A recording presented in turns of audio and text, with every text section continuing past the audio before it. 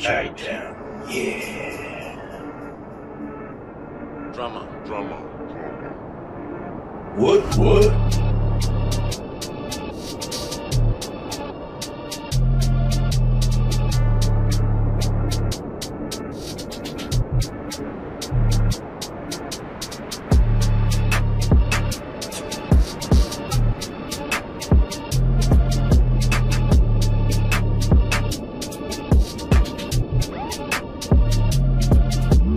Purchase your tracks today.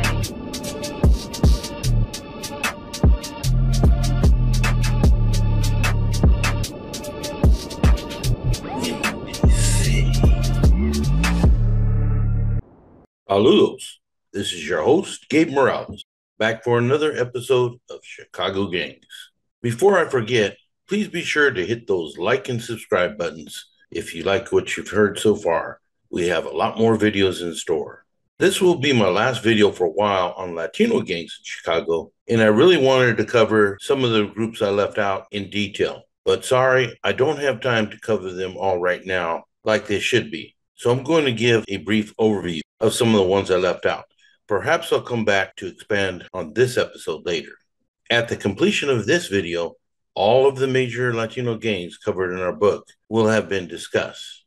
In previous Latino Chicago gang videos, I mentioned over and over how many gangs warred against each other, but they also often worked together. For instance, in the Latin Kings video, I mentioned that King Papo often worked with Gato of the Spanish lords to rob drug dealers in their areas.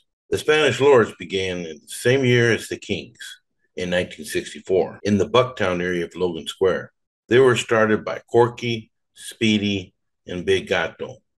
Another gang that has been active for decades are the Saints, who started in 1959 in or near Chicago's back of the yards, near 45th Street and Wood Avenue.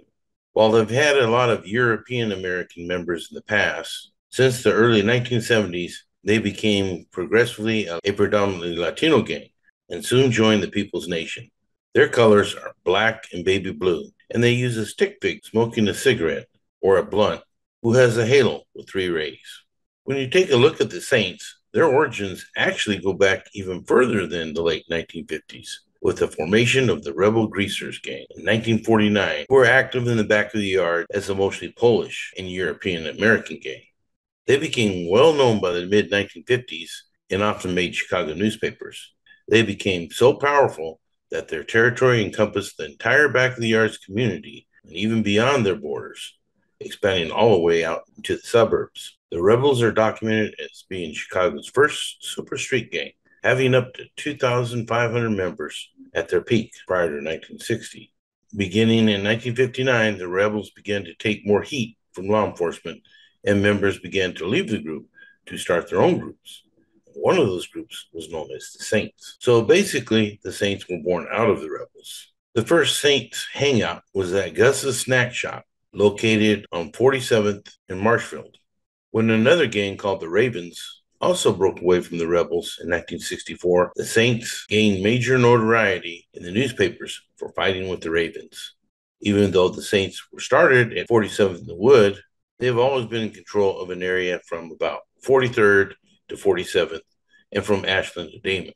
In 1966, the Saints began to battle with the newly formed Gaylords faction at Garfield Boulevard in Ashland. The Latin Kings had expanded from the little village in Humboldt Park and settled around 51st and Ada around 1972.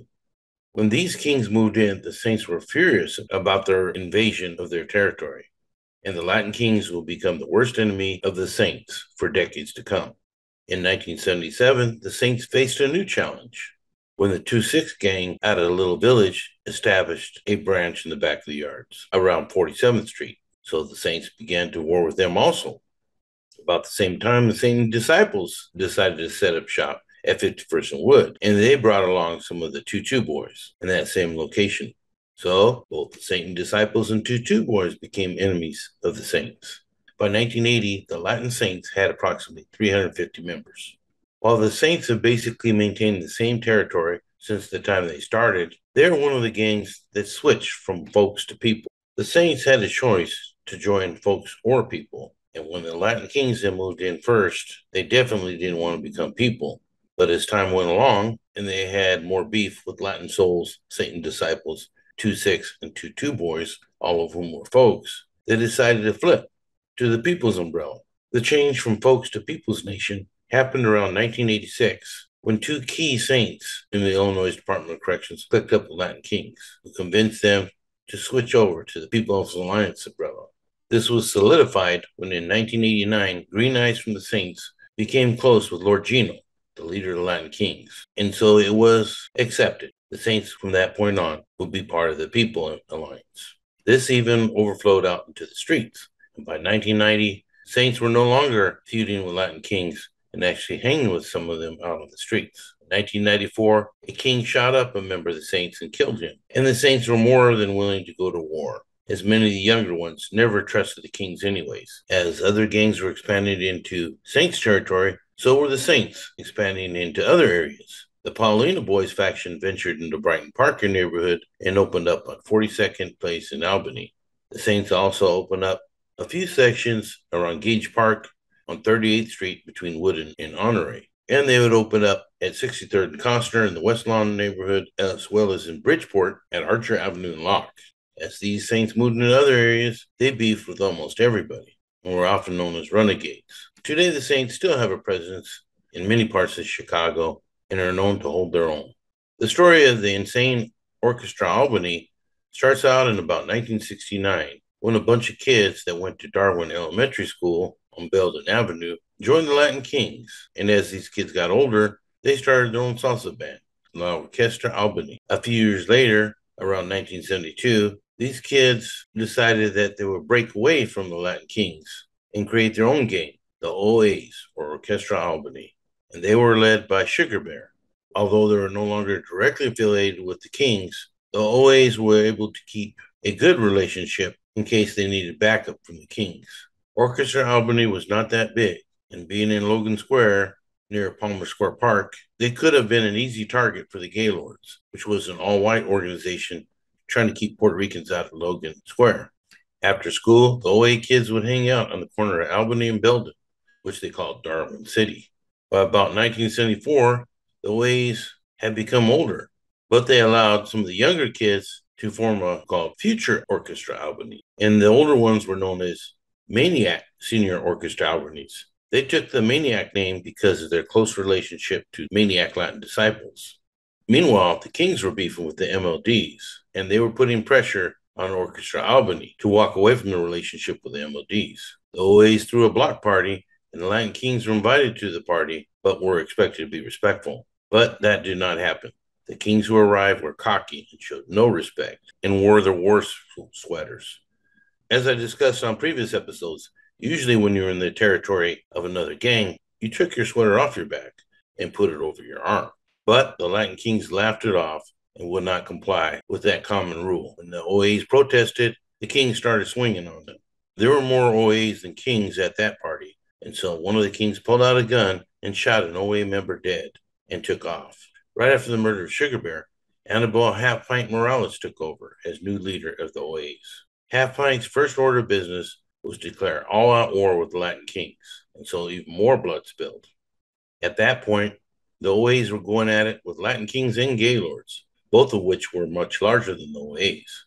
Since they needed allies, they often hooked up with Spanish Cobras and Imperial Gangsters, both of whom had funk with the Latin Kings, as well as Gaylords and Simon City Royals.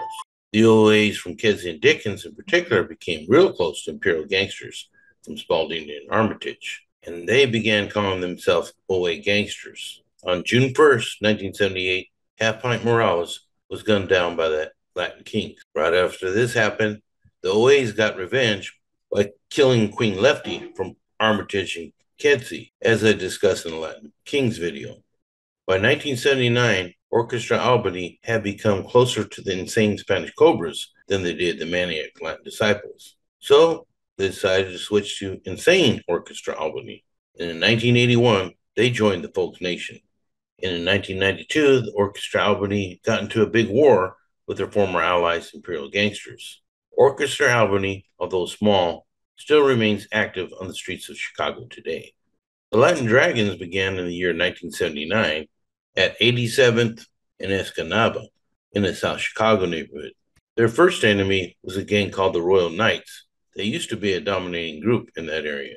The Latin Dragons banded together with the Spanish Kings in an effort to drive the Royal Knights out. Eventually, a key member of the Spanish Kings flipped to the Latin Dragons and brought many Spanish kings with him over to the Dragon side. In 1981, the Latin Dragons joined the People Alliance. By 1983 and 84, neighborhoods in that area were changing as more Latinos flowed in. Some of these individuals joined the Latin Kings and Latin Counts, all part of the People Nation. The Spanish gangster disciples, the Street Gang, who were part of the Folks Nation, also began to grow in that area and caused problems with the Dragons. The Dragons expanded their turf to 88th in Buffalo and 96th in Houston. They also expanded their turf from 83rd to 87th in Colfax and Commercial, commonly called Dragontown. In the mid-1980s, an individual named Mario took over as leader of the Dragons when the Dragons' founder was killed and a drug deal turned bad. But in 1987, Mario was killed in the same way during a bad drug deal that went down, and a young 18-year-old named Henry Garcia became the new leader of the Latin Dragons. In the 1990s, the Dragons had beef with the Latin Kings. So here's another example of people fighting people, Latin Dragons versus Latin Kings. The Latin Kings and Latin Counts were already at war, even though they were both people. And in 1995, the Dragons began to have friction with the Latin Counts also. So basically, you had three people gangs fighting, Latin Dragons versus Latin Kings versus Latin Counts. Eventually, this war resulted in the death of the Latin Dragons leader, Henry Garcia. He was shot to death by Latin Counts and was only 26 years old at the time. So if you're listening out there, this is a good example of the gang lifestyle being very short-lived. He was only a shot caller for 8 years.